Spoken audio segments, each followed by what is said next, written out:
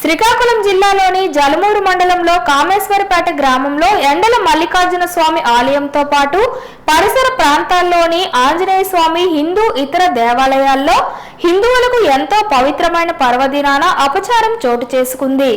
300 ఏళ్ల చరిత్ర కలిగిన ఎండల మల్లికార్జున స్వామి ఆలయంలో గోడలపై కొందరు దుండగులు యేసుక్రీస్తు సిలువ వేయడంతో పాటు యేసును నమ్మినవాడు పాపి, యేసు మీ రాకకై ఎదురు చూస్తున్నాడు, యెహోవా మాత్రమే దేవుడు వంటి వ్యాఖ్యలు రాయడంతో గ్రామంలో ఒక్కసారిగా కలకలం రేగింది.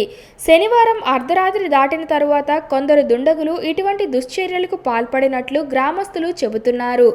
ఆదివారం ఉగాది కావడంతో భక్తులు ఆలయానికి చేరుకోవడంతో ఆలయ గోడలపై ఇటువంటి రాతలు కనిపించడంతో వెంటనే వారు గ్రామ పెద్దలకు, అర్చకులకు విషయాన్ని వివరించినట్లు సమాచారం.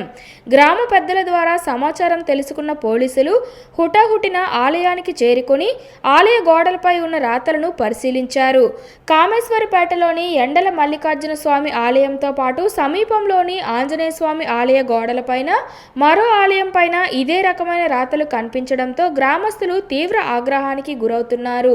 విషయం తెలుసుకున్న రాష్ట్రీయ స్వయం సేవక్, విశ్వ హిందూ పరిషత్ ప్రతినిధులు ఆలయం వద్దకు పెద్ద ఎత్తున చేరుకొని హిందూ ఆలయాలపై గోడలపై అన్యమత ప్రచార రాతలు చూసి దుండగులను వెంటనే అరెస్ట్ చేయాలని డిమాండ్ చేశారు.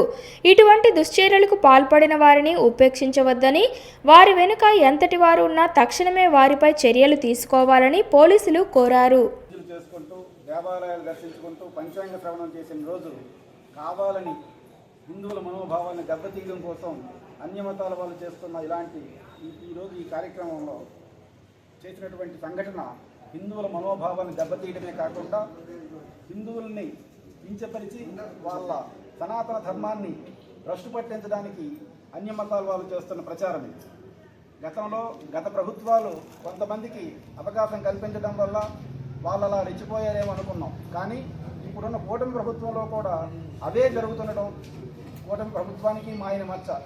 ఈ విషయంలో ముఖ్యమంత్రి గారు, ఉప ముఖ్యమంత్రి గారు అందరూ కూడా ఇలాంటి చర్యలు పునరావృతం కాకుండా చూడాల్సిన బాధ్యత ప్రభుత్వం మీద ఉందని హిందూ సంఘాలన్నీ ముక్తకంఠంగా ప్రభుత్వానికి, పోలీస్ శాఖ వారికి తెలియజేసుకుంటున్నాం.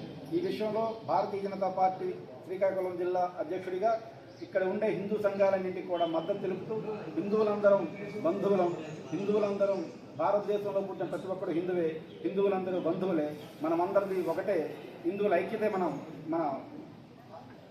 హిందువుల ఐక్యత వర్ధిల్లాలని, మనందరం కలిసి ఉండాలని హిందువులందరికీ కూడా కోరుకుంటూ ఈ విషయంలో ఈ జరిగిన తప్పుని ఇమీడియట్గా 12 గంటల్లోగా గుర్తించి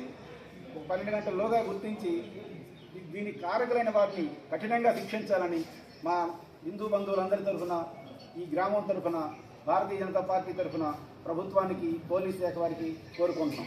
అలాగే ముఖ్యమంత్రి గారు, ఉప ముఖ్యమంత్రి గారు ప్రత్యేక శ్రద్ధ వహించాలా. మన రాయచోటి ఘటన జరిగింది, ఇప్పుడు ఈ ఘటన జరిగింది. ఇలా దీనికి అంతం లేకుండా పోతుంది. మెజారిటీ హిందువులమైన మనం మైనారిటీలుగా ఉండాల్సి వస్తే మైనారిటీలుగా ఉండే వాళ్ళు మెజారిటీగా మన మీద వైరెక్కిపోతున్నారు. ఈ విషయంలో